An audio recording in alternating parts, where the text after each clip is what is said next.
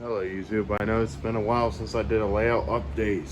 I just thought I'd pop on here and show what I've got completed, almost. This track right here wasn't here when I first put the layout down. This gray portion wasn't here. I got that done. So shout out to my neighbor. This gray portion here, and then this gray portion right here is what I got done. This is my Ohio Central layout. Hold on, one quick thing. Hold on. In honor of my former teacher, Miss Bline, who won her election in Newark, I want to do a horn honk.